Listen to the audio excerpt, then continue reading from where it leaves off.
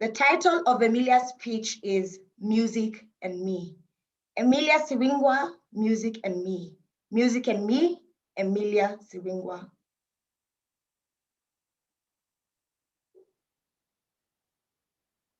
If you were abandoned on an unknown island, but could have just one item, what would it be?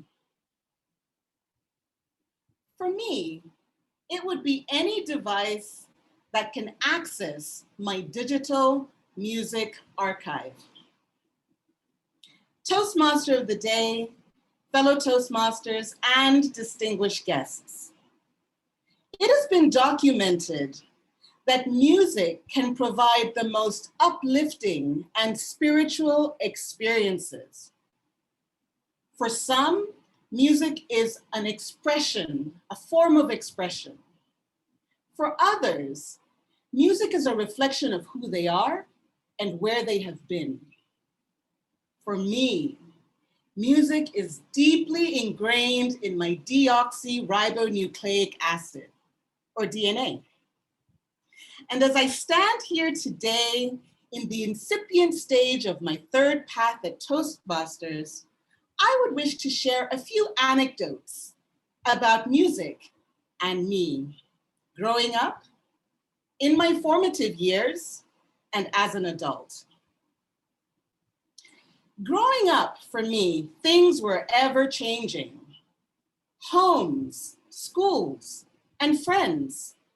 You see, I was born in Dar es Salaam, Tanzania, to overachieving baby boomers who moved me and my two older siblings out of the country when I was just 1 month old. So apart from family, the one constant for me was music. Although as a child, consumption was strictly controlled by my parents or legal custodians such as teachers. I call those the propaganda years, you know, where music was a tool for rote learning. A, B, C, D, E, F, G, right? And my parents seized the opportunity of our young, impressionable minds to teach us the Tanzanian national anthem and other patriotic songs.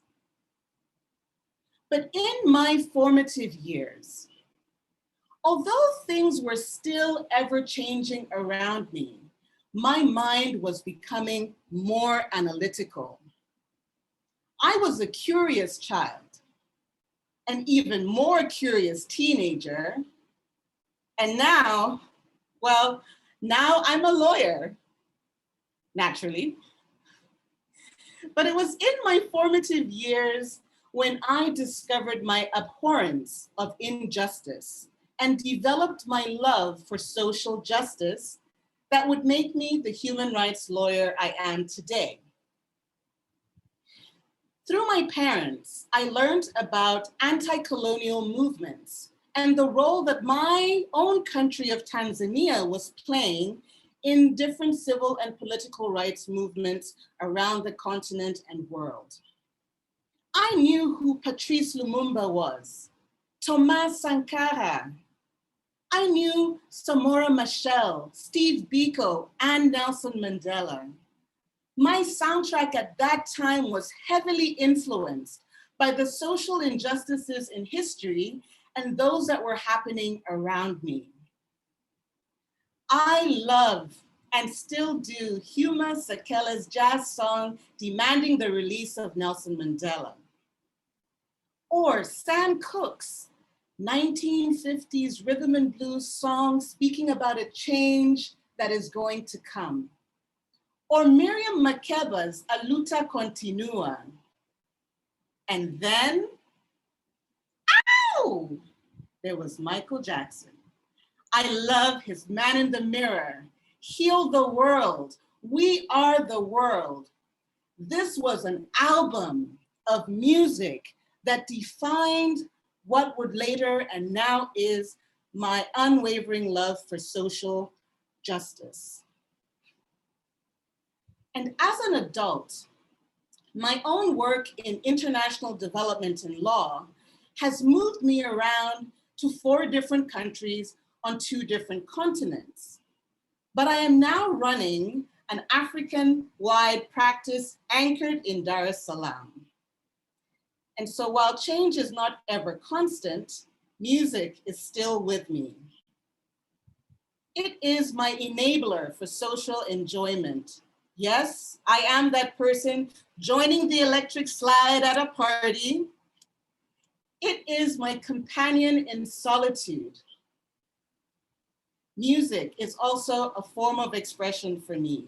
Yes, I am that person who enjoys to sing in the shower and to sing at church. Friends, music has been a constant in my life. So, if you were abandoned on an unknown island but could just have one item with you, what would it be? For me, any device that can access my digital music archive. Back to you, Toastmaster of the Day.